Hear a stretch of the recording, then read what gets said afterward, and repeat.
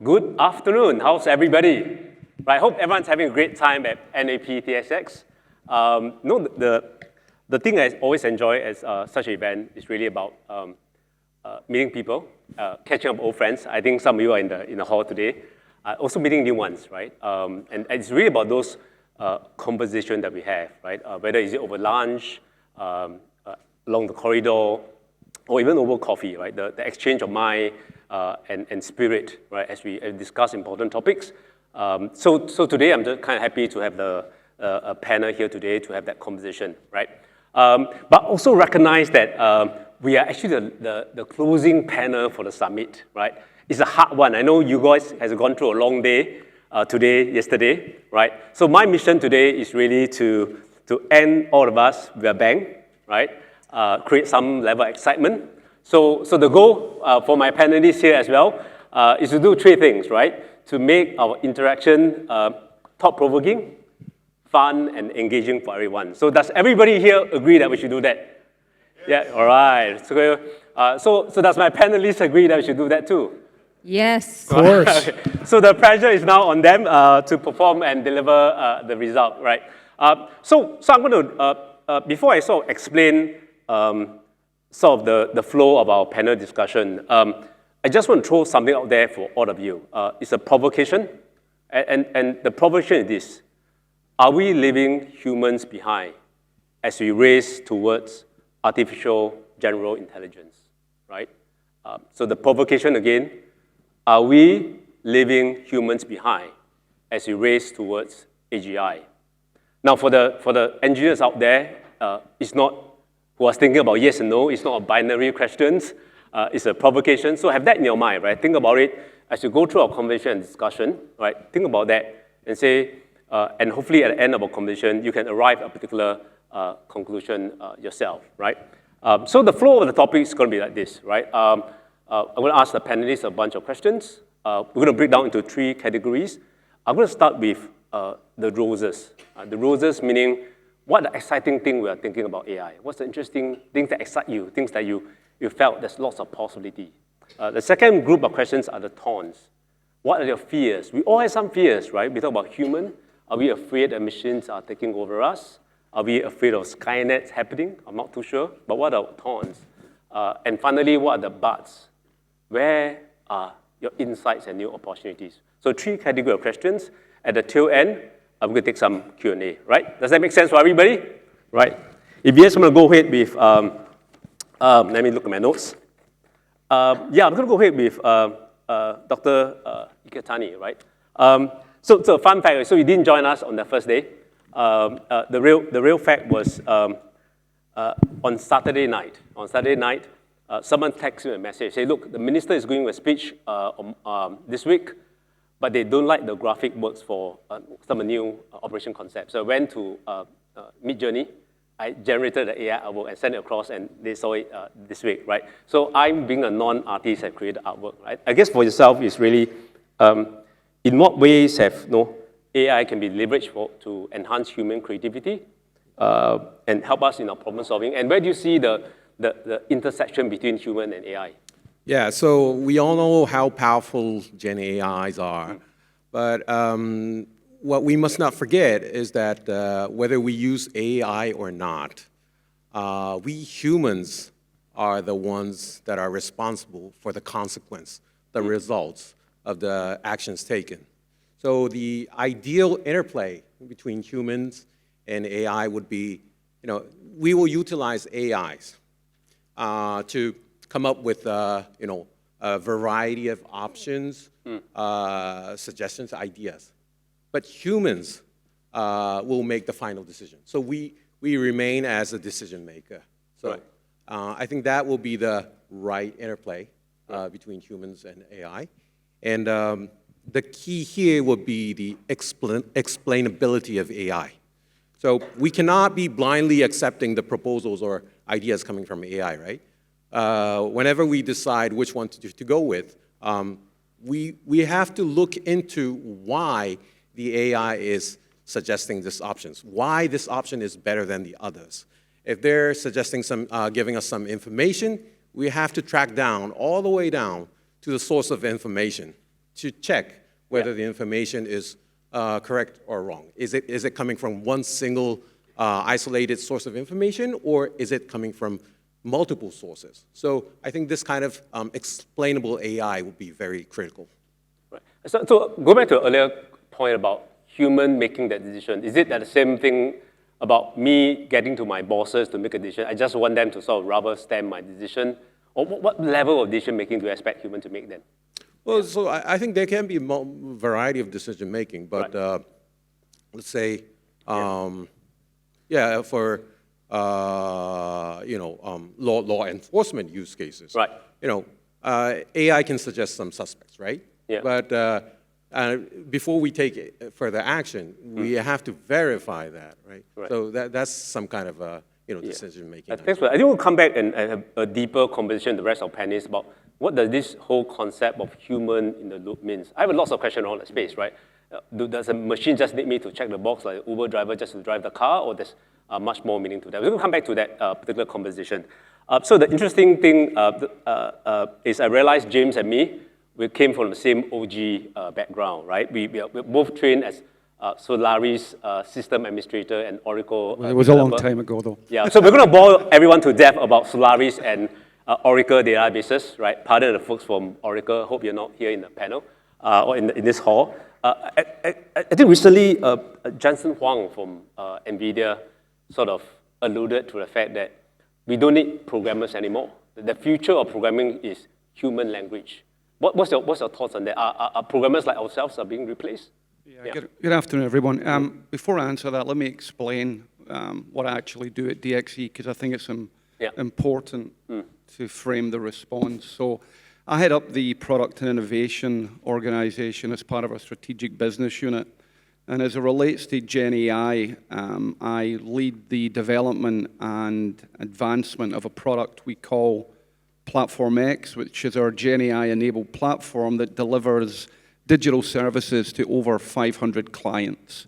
So every day, 26,000 engineers are using that platform to keep some of the world's most complex IT estates safe. So, and the response, let me tell you what we're seeing. As it relates to what I would call large, complex AI using mass data, then no, we are seeing, still computer science degrees, years of experience, data science led. Examples of that at DXE you might find, we're actually working with some of the world's largest car manufacturers, the previous conversation, self-driving. We work with SAP doing early diagnosis of Parkinson's. Okay. Now, where we are seeing a dramatic and profound shift is mainly due, the platform is actually built on some of the world's leading technologies, ServiceNow, Dynatrace, AWS, Microsoft. And over the last 69 months, we started to saturate the platform with in-platform Gen AI. Yeah. And we are seeing that it's going to impact not only the programmers, but product management. I don't think there's any aspect of the product set that is not going to be impacted. Right. Okay. Now, the exciting thing is it is allowing us to take not only programmers, but our young engineers that do support, and using the capabilities that Microsoft provide or AWS provide, we are getting digital assets to market quicker. Right. It does allow us to kind of keep up with the bad actors and faster.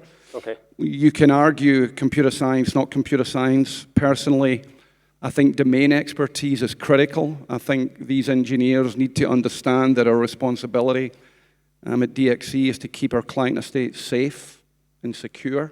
Right. And I would advise anyone who's on this mission, never has it been as important for training programs, certifications, and mentoring. Okay. So, I noticed you're plugging a lot for Microsoft. You guys went out for the beer last night, or? No, I'm not too sure. Anyway, I'm just going to go back to... Is there anybody else? Unless you didn't invite me along. Yeah. So I'll just go back to Iketani-san, right? Do you see programmers' job change in NEC as well? Yeah. Yes, so NEC, by the way, NEC is one of the major system integrators in Japan. Right. And so system integration, software engineering is a vital part of a business. Yeah. And what I've been seeing is that, yes, so Gen AI can help us with software engineering development, for sure. Yeah. But is it going to completely replace the human engineers? Maybe not. So Right. it depends on what kind of software we're talking about. Yeah. If we're talking about some smartphone app, maybe yes. But majority of the software or system we develop is for the customers working on mission critical stuff like military or law enforcement. Are we gonna let the AI fully develop the software? I don't think so. So there's still a room for human engineers, right? And so what's happening in NEC is that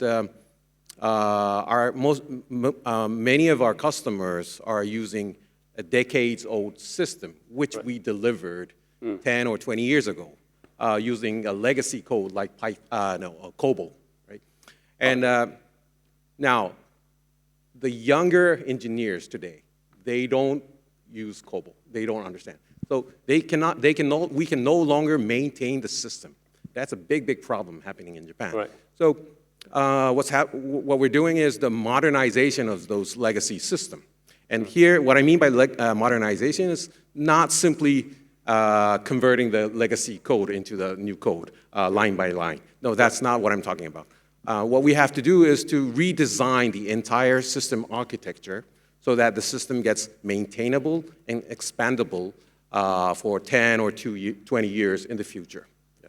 Right, so it's really that shift from, I think we're still going through that shift from legacy programming language. By the way, I used to do COBOL programming myself, refinery, and kind of say, look, how can AI enable maybe people to pick up a new set of programming language?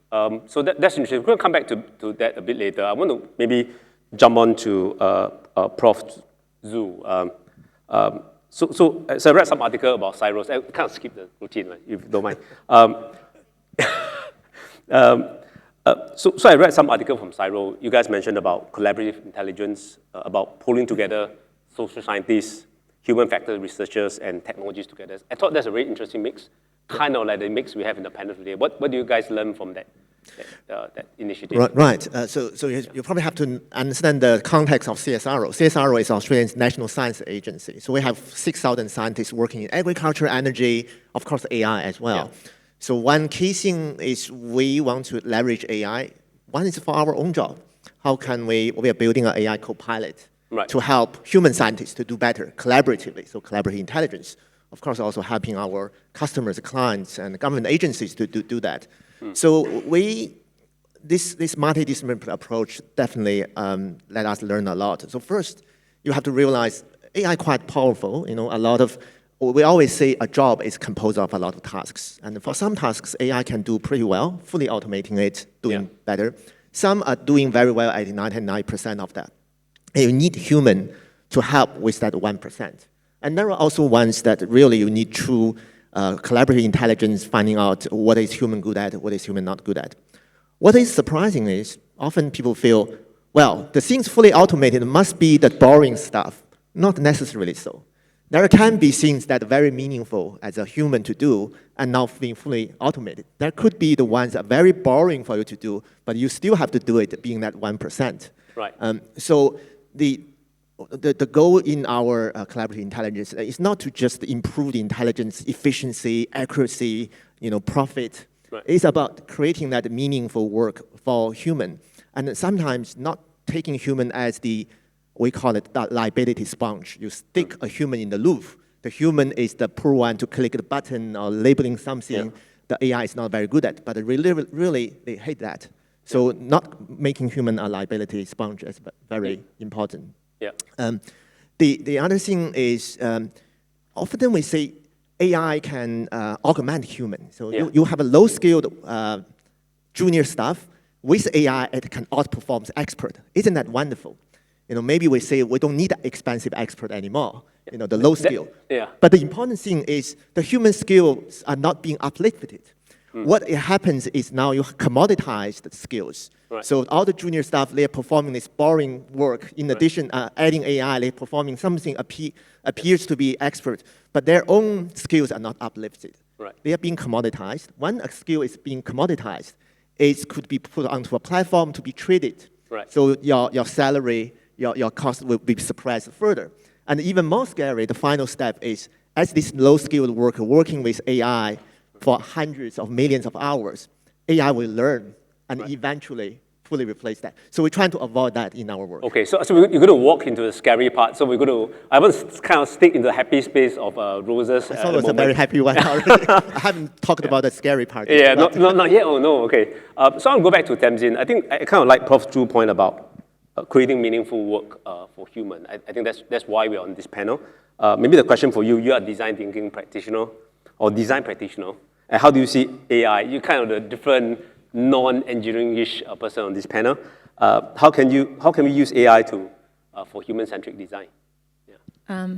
Afternoon, everyone. Thank you. I'm really enjoying the conversation, right? So carry on chatting around me. I'm a bit of a fraud up here because I'm not working in the security space and I'm not working in the tech space. Yeah. But I do work in the human space, and it's the one thing we still all have in common, thank goodness, not on the scary part yet. And I find it fascinating following the journey of generative AI. The School of X that I run at Design Singapore Council, our real mission is to make design-led thinking and design-led problem solving accessible to every single person. So we've created a very accessible way of building the mindsets to use design-led thinking to solve complex challenges. So this is a great one. And actually, to the wonderful point that was made there, it made me reflect.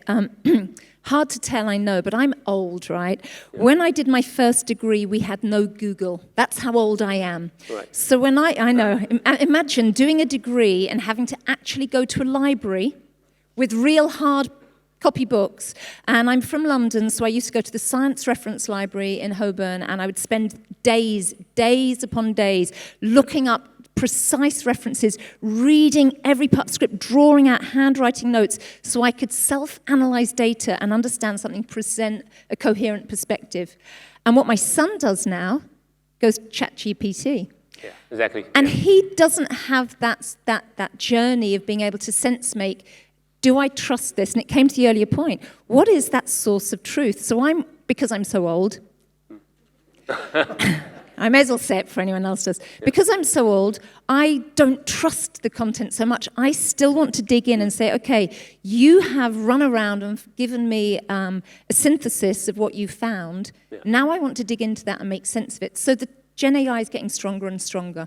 But still that piece of trust to me is at the bottom of it. And that's where that partnering, that collaborative work between the AI and the human still needs to come about. On the design thinking side, AI can be a wonderful tool on sense making. Human beings are actually terrible at sense making on our own. I've been doing it, as I say, for several decades.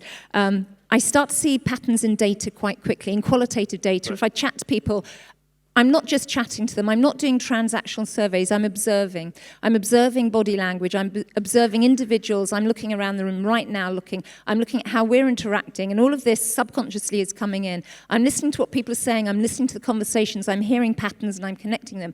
Because I've built that muscle memory, I can do that.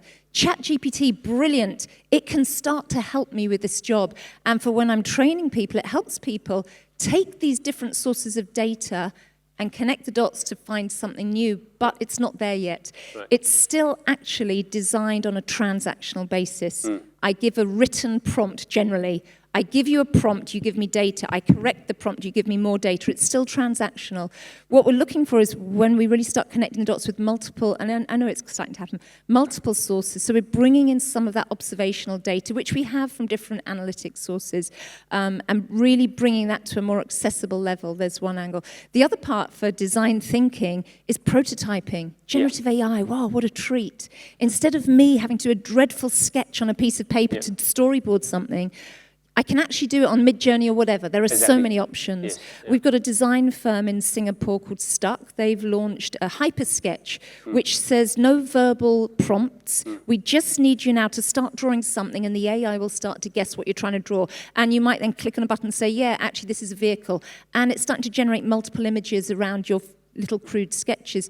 I think that's, to me, the exciting space where our prototypes can start to come to life in a different way. Yeah. And then that enables us to do user testing and live iterations much more quickly than we could have done in the old-fashioned way, the science reference library way. So there's opportunities, and I'm excited to see where they're going. Yeah. Not yet there on the commercial level, I think. Yeah, fantastic. I can concur with 3 points. I think about a week ago, we went through a design thinking challenge within HDX. And I can't draw, right? But I'm tasked to do storyboarding. So I did exactly the same thing. I went to Midjourney and said, look, give that a prompt and bang, right? I got a very beautiful sketch about that particular storyboard. The second point you kind of raised about, I can't remember now. But the third point you raised is we are all old. That's the power of my words. Yeah. If ChatGPT had done it, it'd be 3 simple acronyms. Yeah, exactly right. So I remember the third point, we are all old, and talking about age, I can't remember certain things. I just forgotten that there's actually a Q&A at the tail end. So if you guys kind of post the Pigeonhole QR code, can you guys do that? Pigeonhole QR code on the screen? All right, thank you very much, right? So AI wouldn't have that problem, but I do have. So that's a Q&A at the tail end. So do snap that QR code on the Pigeonhole. So do send those questions in, and we will pick up the questions at the tail end of the panel, right? So with that, I'm going to jump over to Kirk. So Kirk, you kind of have an interesting background yourself. You spent some time in Secret Service, right? Maybe you can, and I think recently you have spend some time, give a keynote about AI and law enforcement. You want to tell us a bit more, and how do you use AI to safeguard public safety and security? Yeah, awesome. And enjoyed the conversation, and thanks everyone. I have a U.S. federal law enforcement background. I've been with Microsoft for a little over 9 years now. So watching the evolution of technology, but the human in the loop, like technology has to matter, right? It has to improve productivity. Well, I got into law enforcement in the 90s. Computers became a thing. Yeah. The internet became a thing, and we watched the adversaries, the criminals, adopt technology much faster than we could respond to it.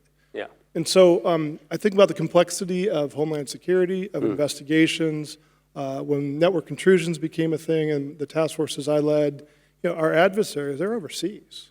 So how do we work with other organizations around the world? And we couldn't. We didn't have the tools, right? And so the tools are there. AI has been around for centuries, right? Or decades, since the 50s. Yeah. It's just materially hitting that opportunity now to really force multiply. There isn't a single law enforcement agency in the world that's fully staffed, fully funded, and they have no crime to solve.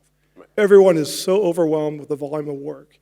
And what the promise, I think, is for AI, and really with Gen AI even more so, is solving those complex crimes. Well, it's crimes against persons, child exploitation, human trafficking, things that really need the speed of thought to force multiply our existing investigators, take their expertise, their network, but really give them that horsepower to go drive that piece of it. And so I was at Interpol last month on that AI and law enforcement. It was great because there was 50 countries in there. And it wasn't like, no, we're not going to use AI, because that was the posture 9 years ago when I joined Microsoft. There's a duty of care that every government, every law enforcement agency has a responsibility to have the right tools and capabilities for the staff to solve these problems and address it. Adversaries, they've been using large language models now for 14, 15 months now, right? How are we going to match that power and that capability? So I love the discussion here. I am not a coder at all. I am an ops guy, badge and gun guy, but it's a tool, right? And we really need to start leaning in more so. These are really exciting times. So I think it's just events like Milipol here that occur around the world. Everyone has these challenges, so I'm really excited about it. I think you mentioned about giving the officers, the AI as the tool to help them solve crimes. My counterpoint to you is, but isn't the bad guy using the same tool to create more crimes, create more work for the law enforcement officers? Yeah, 100%, especially on the financial fraud, cybercrime, and stuff. Yeah. But I'll give a couple examples on just AI, not Gen AI, but AI and computer forensics. When we did operations, we would seize anywhere from 20 to 40 different devices, whether it's phones, laptops, whatever, or we had the image servers, depending on the crime. We would have terabytes, if not petabytes of data that we didn't have the tools to carve through, right? And I'm relying on investigators to try and make the dots and the link analysis very slow. It'd take months, if not years, and we never get to it, right? And so what we've done over the last 6-7 years with agencies around the world is, how does AI cloud scale analytics, help take that corpus of data when you do your image of a digital device. How do you go through that, and how do you link it? Yeah. And recently, we did some work with law enforcement agencies in Europe. One in force, we did 9 investigations of the data looking at it using cloud. The agency said they estimated they saved 236 years of investigative time. These are crimes against persons and financial crimes. 236 years? These are century. This is what we're talking about. The existing staff, giving them the tools to go through that data and make actionable insights, then go to court with that. And to the earlier conversation about explainability, when computer forensics became a thing, we had to get, as investigators, we had to be able to articulate to judges, to juries, and have that articulation of what technology, why we're doing these imagery. We're going to have to do that with AI to a certain extent for court systems around the world. But materially, this is going to transform how security is handled. Yeah. So we're going to slowly move into tones, right? So I'll go back to Prof. Chu.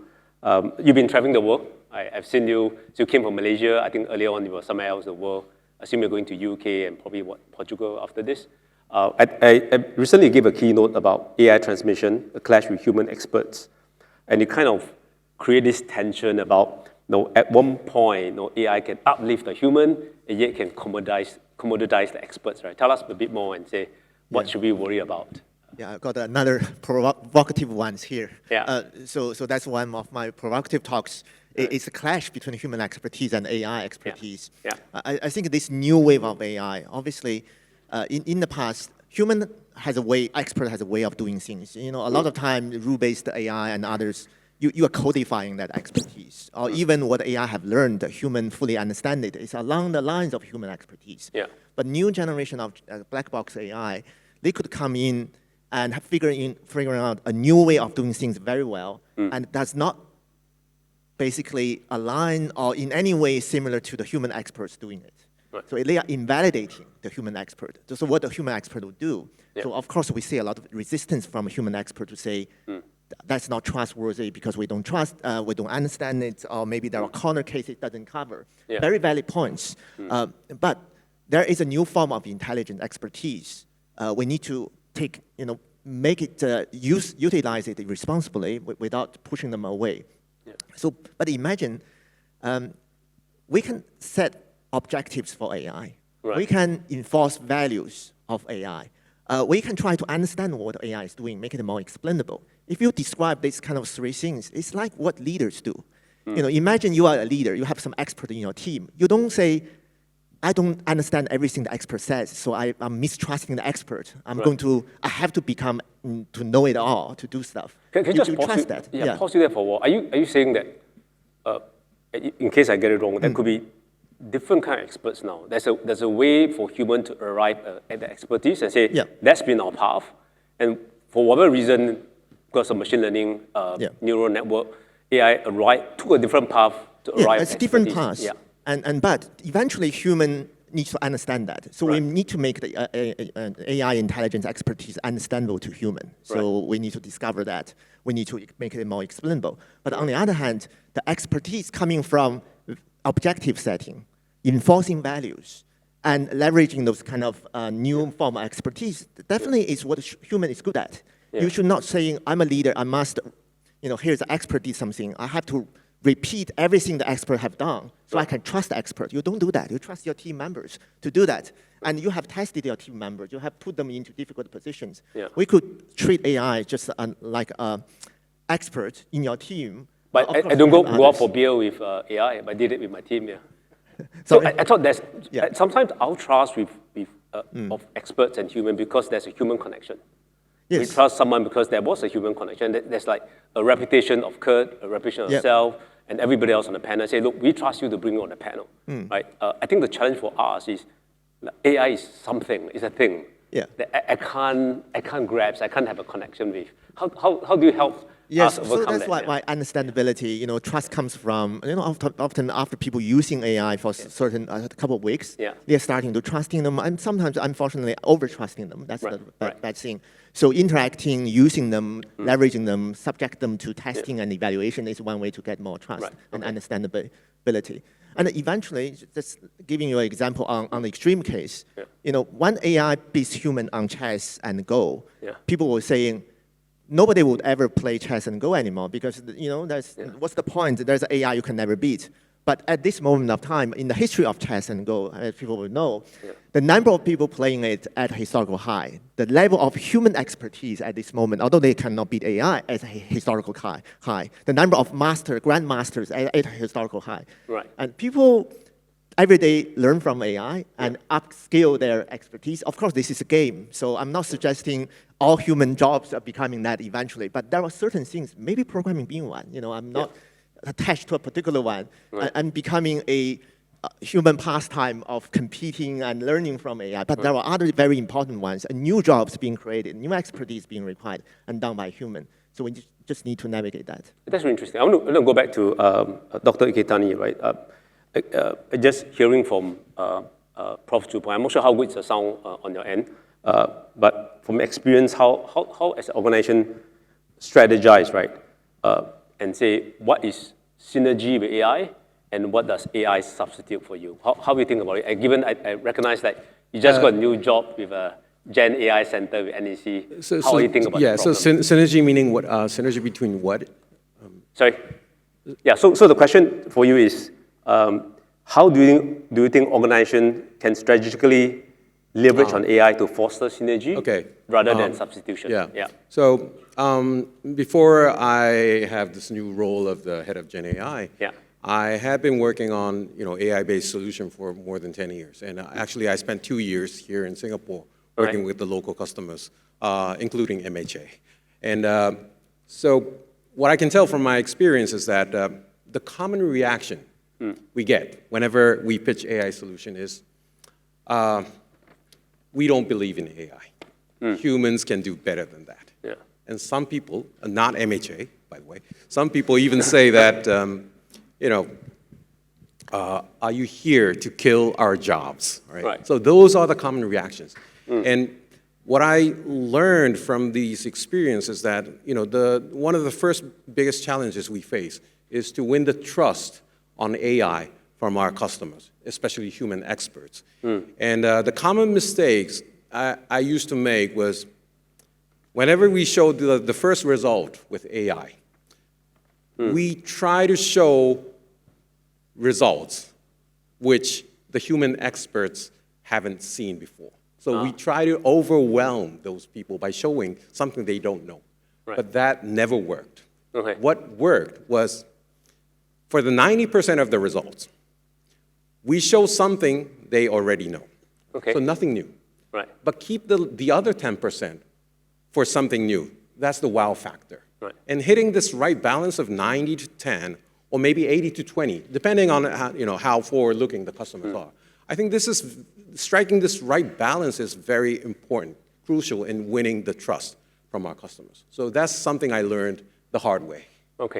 Yeah, thanks for that. I think the fear is real for many people. Is real, and some of us who are familiar with technology, that could be easy for us, but for many people it's real. I kind of like the fact that it's almost like a change management process. How you take people through that journey. I think on to James. I know you guys hire tons of people running real complex operation. I assume customer will demand you guys to adopt AI as well. I guess there's always this thing called the productivity trap with AI. Right? When you become productive, there could be more stress for you to do more, deliver more with the same amount of time, with even lower costs. How do you balance that? It's a great question. DXC's got a very firm position. The notion that you can do more for less. I don't think I'm very fortunate that I get to speak to CEOs, CIOs, and at no point has that question been posed. And I think we believe at DXC, especially as it relates to very large Gen AI projects, if you initiate those projects with that intent, then we think it's risky, it's dangerous. We think it leads to quality challenges, and certainly it leads to a lack of focus on some of the ethical and regulatory concerns that you have to be aware of. What we're discovering, look, we sit here at an AI and Homeland Security conference, And the platform that I manage, if you take an example, we have thousands of interfaces that interface with some very complex systems. And we know that bad actors and interfaces kind of go hand in hand. Right. So as an example, our value proposition there for our clients is we must secure to the best of our ability those interfaces. And again, a little plug for Microsoft. Yeah, you can pay me later. Yeah. We are noticing that when you take a team of engineers, you mobilize Gen AI, then it is staggering at the speed that you can actually build capability to migrate from legacy APIs to some of the most robust and secure. So if you look at it from a DXC perspective, yes, less issues, less people, but really important that our starting position was to secure those APIs. As I mentioned earlier, the platform is orchestrated on ServiceNow. A few months ago, ServiceNow released its Gen AI capability. We are deploying that capability to 26,000 engineers. An example would be, which use case do you start with? We certainly don't start from the premise that we're going to do more for less. The use case that we're working on is, again, focused on security. If you think of the world in which we live today, if you come under attack, an incident is created, an engineer would spend hours looking for content, he would determine the right asset to deploy, he would take a long time, updating case log. With the introduction of Gen AI, we hope the attack is avoided. If it occurs, then we rapidly find content, we rapidly deploy assets, and the whole process of updating a ticket takes seconds. So again, we engage in this because we know it is in the best interest of our clients. We do not subscribe to the more is less. We believe, I find it actually assuring that I'm here this week, that I know at DXC that we're making the right decisions to secure these client estates. It's about really making the right decision, right? Cool. I want to kind of swing back to Kirk. Earlier we have a conversation about trusting, safety. I think I understand that Interpol have launched the AI toolkit. Maybe help us explain what's the Interpol AI toolkit and what does it really mean from a law enforcement public safety perspective? What does it try to achieve?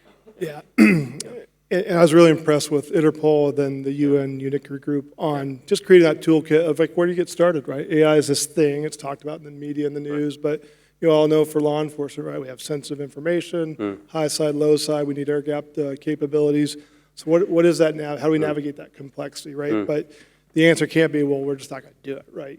I think there's an opportunity, when we talk about legacy systems, the opportunity, it's not rip and replace, right? It's optimizing what you've invested in, sprinkle some modern capabilities on top of that to draw those insights, help you achieve your mission outcomes and responsibility for the communities that you serve. So that toolkit, that knowledge exchange, my role, I travel around the world, the process of government, by and large, is the same everywhere. The process of law enforcement and public safety is the same everywhere. Everyone has the same challenges and complexity. So that knowledge exchange, events like this, what Interpol's doing, even the DHS, S&T, before we took the stage, that concept of a public-private partnership is core to that piece of it. And why do things in a vacuum, in isolation, when you have peers around the world doing the same thing? So that better together approach, I think, is core to the success, right? And at this point, nobody's a guinea pig. There isn't a single national, local, regional law enforcement agency can come up with a topic that we haven't seen at Microsoft, that we haven't worked with a peer of theirs around the world to go solve this thing. So that's where I get my energy, my passion is the promise of AI has to mean something. It has to have an outcome. And it has to help officials achieve those outcomes. And again, everyone is inundated with the volume of work. So how do we help people responding to a family domestic violence call for service and giving them as much information before they arrive on scene so they can go home and to watch to their family and they're not killed in the line of duty. How do we help investigators stop the continued victimization of child exploitation, human trafficking, all those things. So those toolkits, to me, that knowledge exchange is core to the success of all this. Prof. Chu, you spend a lot of time in the AI safety circle, I assume. So tell us a bit more, what's the thought process around it, and where are we kind of trending towards? Yeah, so I think I'll probably tell a story. When I was in Silicon Valley last year, I visited one of the major AI companies, and the topic AI safety or language safety, diversity, and inclusion comes up. Yeah. What they telling me, I can't reveal the name of the company, but there are 3 ways of doing AI safety. Right. One way is very simple.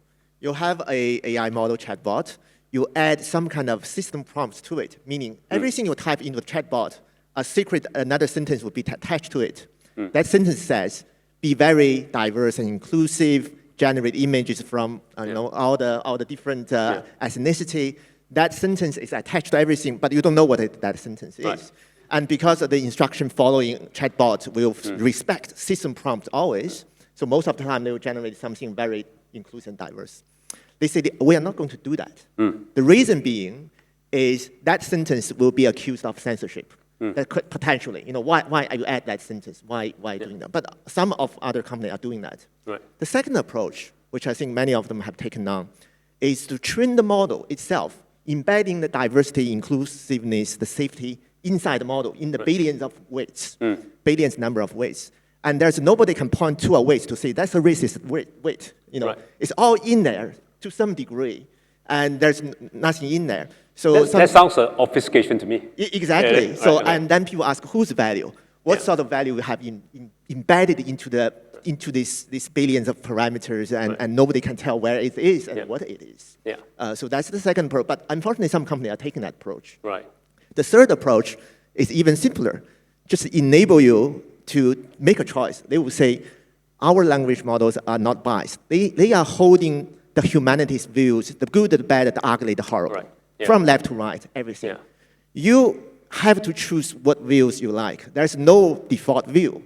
There's a slide bar here, left, right, conservative, liberal. Yeah. There's no middle bar. If you choose the middle point, we'll see some on the right, some on the left, and doing that. Right. And then comes to the putting this responsibility back to the consumers, and of course, a lot of the government are worried about we have to protect humans from themselves sometimes, and how to do that. So I'm wondering, what are people's preference in terms of that? I don't know people's preference. This is maybe I should poll the audience, right? So going back to the best way to be diverse and inclusive for AI safety, do we put it within the prompts, right? Code it within the prompts, B, code it in the model, or C, kind of let I would say the way we have taken is none of the above. So that's 3 bad examples. Okay, so I'm going to go with 4 options, right?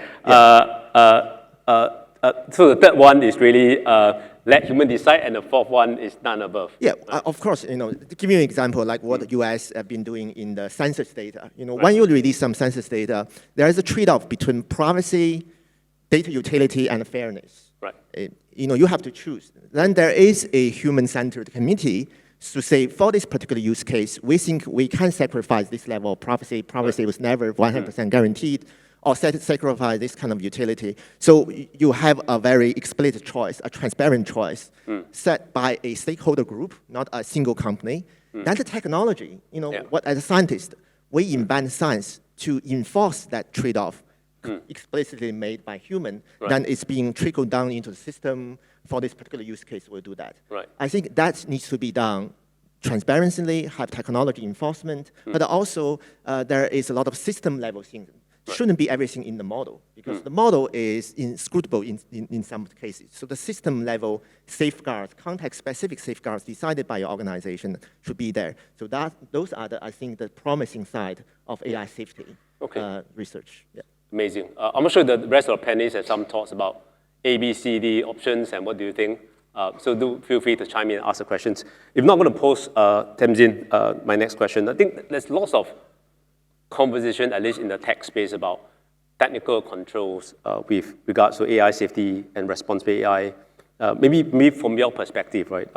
How can the adoption of AI be more human? how do I follow all of this? Wow, my brain is still in that space. How do we encourage AI adoption? Actually, I heard the phrase value proposition coming out a lot. Yeah. And actually, this conversation has stimulated so much thinking in my head. Every single thing we do when we design a solution, it's about understanding the people that we want to adopt the solution. So whether it's an officer on the ground or whether it's a member of the public, if we're looking to crowdsource inputs from the public, if we're looking for officers on the ground to use a technology in a certain way, we need to understand where those people are coming from, the pressures they're facing, their needs, their motivations, and design for that reality, not for what we want. So very often, I've worked with a lot of very technical people, and they come from a brilliantly beautiful, logical lens, but it makes absolute sense. We do it this way, and then the people are in the wrong for not adopting it or using the solution in the way it was designed. And that very often means the value proposition is wrong or we haven't understood real human behaviors. And I also think, and this started yesterday, we've got some of the panel here from the opening panel yesterday, the word trust came out, which I was delighted to hear, and delighted to hear it again today. That trust piece is critical. And Pan Yong, I love the fact you said, if we had AI as another team member, could it ever really be a trusted team member? Well, that is a fascinating area for me. Before I had my current role, I was at National University of Singapore, where I ran something called the Smart Health Leadership Center. We looked at the role of technology in various kinds, data and design, to transform health outcomes. The key thing being was looking at outcomes, not solutions. The solutions enable an outcome. One of the things we were looking at is whether we could support socially isolated seniors who are being discharged from hospital to look after themselves better. And we explored the role of AI chatbots in doing that. So these were seniors in their 80s, some of them 90s. Not all of them spoke great English. And I don't want to use a proprietary brand name, but it was a common household chatbot that maybe many of us have, that we placed in homes just as a crude prototype to explore. If we put their care plan as a skill set into this device and also connect the senior activity center calendar of events in there and use some prompts to prompt the senior to chat to this device, would it make a difference? Mm-hmm. And it was fascinating. My team were all young engineers, and we put the device in for 2 weeks. I went off on holiday, as you do, came back, and they said, "The project is over, Tamsin." I said, what on earth happened in 2 weeks? They said, "The chatbot doesn't understand the seniors." Right. Singlish accent. If you're not Singaporean, Singlish is a slightly different accent to the American voice that was used in the chatbot. And I could love to do an impression, but then you know exactly which chatbot I'm talking about. Anyway, but the fascinating thing was the seniors built some form of relationship with this chatbot. And when you looked at the transcripts, no, I said this, no, yeah. And they're chatting in a very conversational way. The chatbot didn't understand most of it. Yeah. But they actually strangely built some form of relationship, so much so that when the chatbot said, "Hey, don't forget, at 2 p.m. there is virtual bowling at the senior activity center," the senior would go off and say, "Hey, bye, I see you later, I'm going bowling now." Right. This was like a human relationship, and it brings me to that point of intentional friction. Right. We humans are lazy, right? So we love to make everything easier and easier and easier, and AI is wonderful. Exactly, to Kirk's point, AI has been around for such a long time and really is helping us get better at so many things that we're doing. In the health space, where I have a lot of background, it's saving lives. It's making our decisions sharper. It's making our diagnoses stronger. But on that human side, it's opening up different opportunities, right? So the relationship part, I think, is a fascinating way of using it forward. And so really understanding real humans in this whole network. AI isn't new, but its opportunities are endlessly expanding. We don't want to leave the humans behind because they're a great partner to AI. Right. It will be a waste. It'll be a waste if we don't. So we need to keep making the effort to bring the human together with the technology so that we get the best benefits, I believe. That's a really good segue to remind the audience about the provocation I gave at the start of our panel discussion. Are we leaving human behind in the race towards AGI? Can we just maybe show the QR code again? So think about that, right? After this sets of discussion we had, before I go into wrap up, do you mind show the QR code for the pigeonhole, please? Thank you.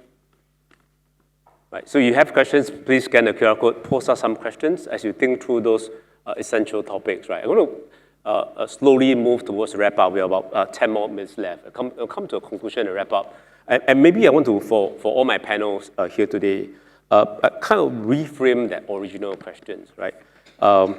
Instead of asking that particular provocation, is to ask a different question. How can we bring human along? Or how can we have a human-centric approach as we race towards AGI? So how can we have a human-centric approach as we race towards AGI? Maybe I'm going to start from Kirk, right? you don't seem prepared. Listen, I think it's so important to just be curious, right? Like, what can it mean for you in your day-to-day lives, and what does it look like? We're all on this journey, and how do we interrogate the data? Productivity improvements, foundational. I don't like emails. We get a lot of emails, and it's helping me reduce that burden, the administrative burden. When I was a young police officer before I was a federal agent, my case reports would stack up in my right front seat of my cruiser because I didn't get in law enforcement to do paperwork, but it was a very part of that business. I think the promise is that with body-worn and other capabilities that, you know what, there's an opportunity to pre-populate that investigative report, the records management solution, to free that officer up from that burden.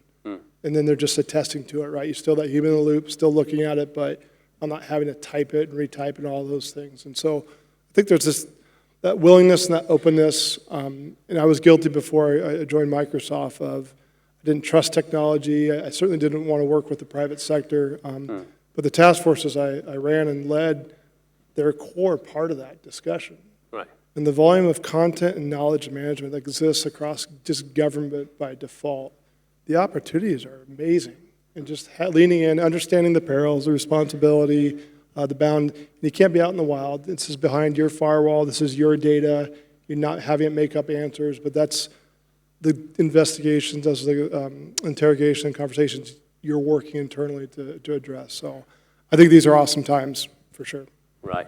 Prof. Chu, how can we put human? I agree with Kirk. So first, I think, in the human history, we used to build something that we sort of understand. That's the first time we launched a machine learning agent and learn something we not fully understand. So it's important that we experiment with it, we use them, we just try to understand it. And through that, don't be attached to a particular type of expertise to say, that's the human expertise, the AI will never replace. And then humans have so many other things we can do. As I said, you can be a leader, you can enforce value, you can set objectives, you can be like a leader of a team of experts, do something wonderful. Right. You don't have to be the expert to do something wonderful. And think about that. And also, a lot of the new AI, of course, are not very transparent. Yeah. And how do we enforce our human value? How do we do the better things dealing with non-transparent kind of model? It's not try to poke the black box to try to understand every single neuron. It's the system level enforcement, it's the transparency. We don't fully understand the fabrics of the universe, the physics, but we have built wonderful things on top we fully understand. So right. We can achieve that even with a black box AI. Okay. I think I can concur with the point of you don't need to be expert. So my own story was, many of us grew up through the rank and file, right? I was engineer, I code. As I move up the rank, I have to at one point relinquish my expert role and say, look, I'm going to lead and manage and set direction and trust someone else the younger people who can code better than me. And it's true, many of them code better than me. And that role, that younger person could be an AI. And well, I guess we all have to figure out how to deal with that moving forward, right? Tamsin, yeah. I think for me, very simply, it's about being intentional, very intentional, right, to find the win-win, ideally the win-win-win, yeah? Right. So we shouldn't just be designing for what's best for the organization or even the nation. Those things matter. It's also about what's in it for the people that we need to adopt and what would make them see the strong value proposition. Going back to my senior story, they had no interest, they called it a robot, they had no interest in having a robot in their home, none. They said it's going to chew up my energy. We said, hey, but it can tell you the time. Yeah, I've got a watch. It can tell you the weather. I've got a window. They could not see a value proposition. And so we talked to them about their needs and their fears. What's the biggest fear for any senior living on their own? If I fall down on Friday night, no one will find me till next week, and I can die on my living room floor. Can the robot call the ambulance? Yeah, in theory, we can put that in. and it tells the time, and it tells me what the weather's going to be like. Oh, I want a robot. I'm simplifying a conversation. But so really understanding, it's in our interest to help them care for themselves. Yeah. It's in the hospital's interest because they're less likely then to be a repeat visitor to the hospital, so we're reducing the burden on the healthcare system. It's in the individual's interest because they live healthier, more independently, but we've got to find that lens which is the win-win, and that requires a bit of going beyond ourselves and understanding the human in that partnership with the AI. That's amazing. I think it really touched my heart. Listen to that story. James. Yeah, no, I think it, oh, sorry. Go ahead, yeah. You know, at DXC, we're very focused in actually putting our engineers right at the center of the conversation, which is similar to what you said. You know, we joke that you and I grew up in the world of Unix and Oracle, and I too went to libraries. And I think our generation, it's funny, when I have conversations, it just seems to be our age group that talk about Terminators and robots and stuff, right? The thing that I'm excited about, when you actually talk to the young engineers, and you know, they read, you know, Harvard Business Review will say 40% of their jobs will be made redundant. They're not scared, actually. They're excited. They're trying to work out what these new opportunities are. They're trying to challenge themselves. There's going to be jobs created that we can't even think about today. So at DXC, it may well come down to just really communicating and really interacting and mentoring. And I think we're going to find that this generation will embrace it, will be excited. And when a Scottish guy is hopeful, my English colleague is laughing. Scott from Glasgow, no less. Yeah, from Glasgow. Then we should all feel excited about the future. Okay, Iketani-san. Yeah, so this overlaps with what I said earlier, but I think the key for human-centric AI is to bear in mind that humans are the ones that will be held responsible for whatever decision, the consequence. So we have to design this system or solution such that humans are always in the loop, right? And the key one of the key technologies is the explainability of the AI, so that we can make the right decision based on the suggestion coming from the AI. Right, thanks. We have close to 30 plus questions to answer. I'm sorry we don't take all of them. I'm going to pick the easy one because I'm going to choose the super easy one that doesn't require AI or myself to answer. Can we display the questions? Right, the first one is actually to Tamsin, because that doesn't require me or AI. Parenting question, huh? Parenting question, I see. How do you manage your kids using AI tools? Actually, I was super excited about the elderly questions. Can I also jump into that? Yeah. The way that we work it, my son, actually, my youngest son is dyslexic. He's in the Singapore local school system, which is very academic. So being dyslexic in a very academic school system is a challenge. ChatGPT is wonderful for him. He can use voice-activated prompts. It's the way he uses his phone. It allows him to very confidently communicate via text in a way that normally he couldn't. But we push him, and he's a lazy teenage boy, so he doesn't always like this, but we actually push him to scrutinize what's coming out and see if he can find other sources.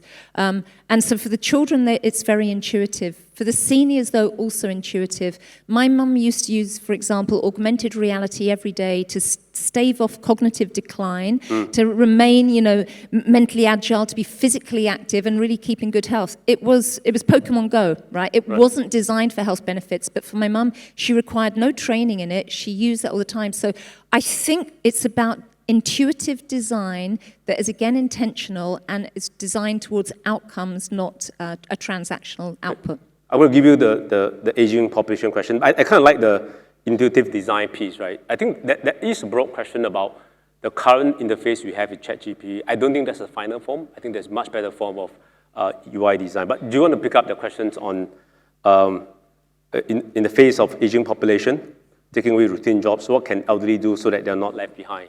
I bring this back to the responsibility on all of us and to those AI engineers, knowledge engineers that are creating the solutions. We actually have a tremendous opportunity to give the aging population an extended work life if they choose to have it, and it can be a different one.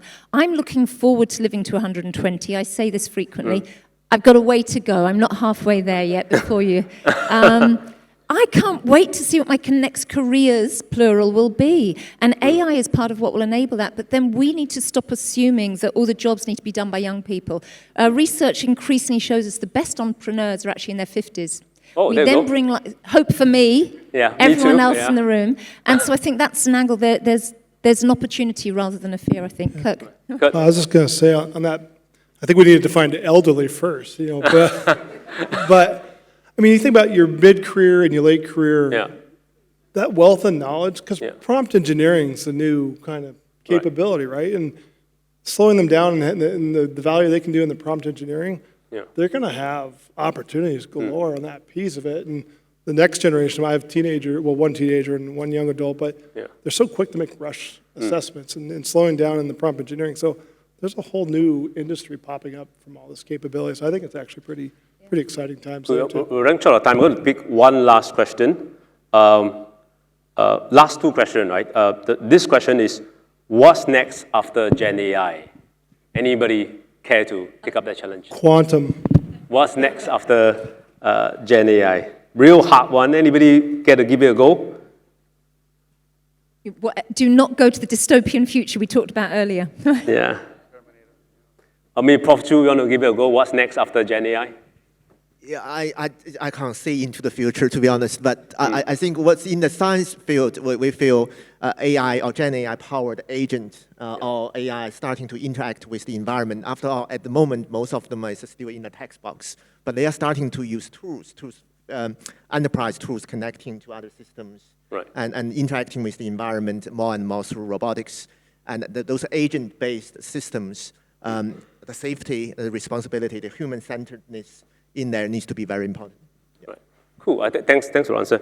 My apologies, I can't take all the questions. It's time we are actually overshot. It's time to sort of wrap up. But I just want to close with, I penned something down because I was reflecting about what to say at the tail end of a wonderful conference. I sort of penned something down about our conference today. I want to share this with the audience. I was reflecting about the human history. I think someone asked about, is this Skynet or Terminator, right? So I'm not going to go to the dark side of this conversation. But I kind of think about our human history and story.